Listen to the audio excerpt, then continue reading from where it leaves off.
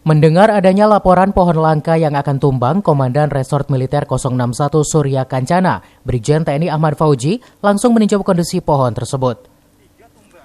Retaknya pohon matua langka dengan nama latin Alophilus Chobe yang sudah berusia 126 tahun ini diketahui pertama kali oleh petugas keamanan Kebun Raya Bogor saat hujan besar melanda sejak Jumat malam lalu. Retakan pun menjalur hampir 4 meter sehingga mengancam pohon setinggi 30 meter dan berdiameter 3 meter ini tumbang suatu waktu.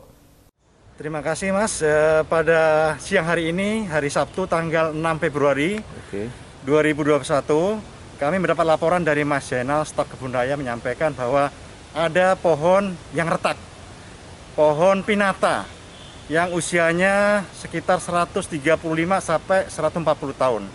Memang kita ketahui juga bahwa Kebun Raya Bogor ini sudah berusia 203 tahun.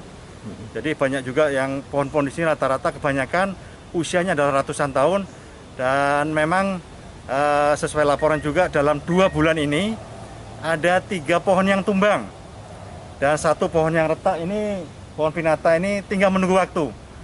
Apakah hari ini, besok atau lusa akan roboh juga. Jadi intinya kami setelah mendapat laporan dari staf Kebun Raya mengingatkan kepada pengunjung yang datang ke Kebun Raya untuk saling menjaga faktor keamanan.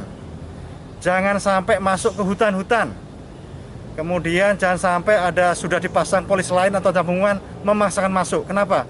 Intinya staf Kebun Raya dalam ini sudah melaksanakan patroli dan ada indikasi pohon-pohon yang akan tumbang. Dan sampai nanti pengunjung terkena efek atau dampak dari pohon yang tumbang tersebut.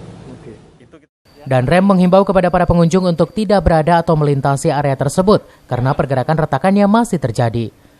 Diketahui selain pohon tersebut sebelumnya terdapat 3 pohon langka koleksi Kebun Raya Bogor yang juga tumbang akibat hantaman cuaca buruk. Dari Kota Bogor, Herman Bons melaporkan.